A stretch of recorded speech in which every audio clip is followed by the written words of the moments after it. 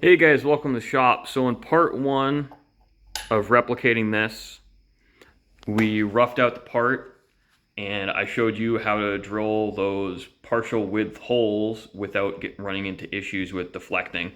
The part that we used for drill support is still there. So I'm going to stick the camera on the machine and I'll start walking you through what I'm doing. But I'm using a 90-degree chamfer mill to mill the V for the pick rail. And then I will explain how I use a ball nose cutter to cut that little chamfer do. Now this is going to be pretty hard to see just because of the fact that I have to bury it in the mill. Focus. We're focused. So I've already touched off the tool. Now to touch off, I literally just look here. I get my eye here and I look at my white wall until I don't see a gap between the part and the cutter. And that'll get you usually within 2 thousandths, sometimes one under ideal conditions. But we're going to fire up the machine. You're not going to be able to hear me over it. We're going to cut that V.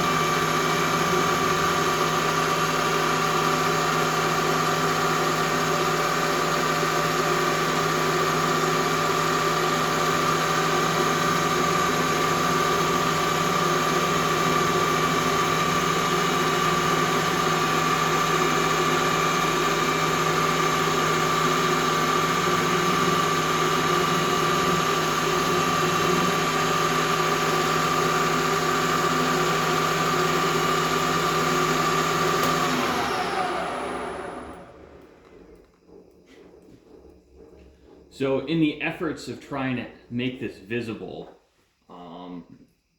just show you the tool change. Tool changes are pretty straightforward. I don't actually know how many of you are machinists, but there's just a drawbar, which is effectively just a really long bolt. This is the tool I used. This 45 degree, well 90 degree really. So I think it's, 90 degree included angle, 45 degrees side. It doesn't really leave the best finish, if I'm being honest. We got a lot of tearing, and I'm going to have to clean that with a file. Now, a big part of that is we're really just running way too slow for this size tool in aluminum, and I typically don't get the greatest surface finish anyway. You know, suboptimal, but not the end of the world. Now, ball mill.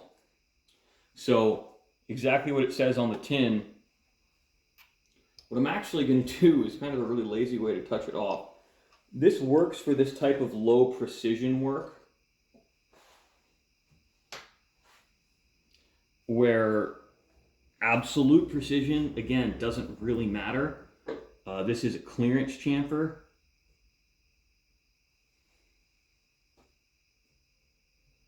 So we're touching. I'm just going to crank up in there because the less stick out we have, the better. And I'm going to climb mill this into one pass. And if you know what climb milling is, you'll kind of understand why I do it that way. But if you don't, I'll explain afterwards.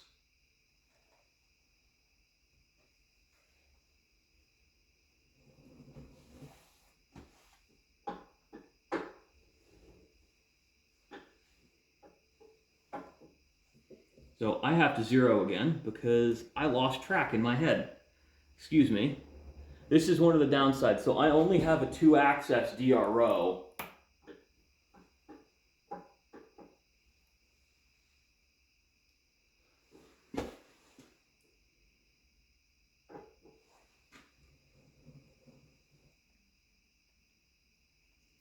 And that does make it difficult. You have to keep track of your hand wheel or your knee crank rotations.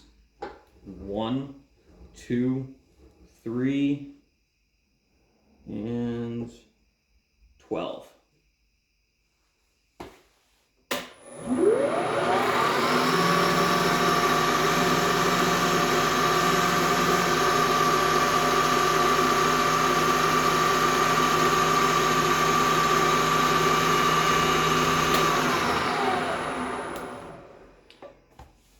So let's pull the part out, bring it over to the workbench, and we'll explain what and why we climbed like that.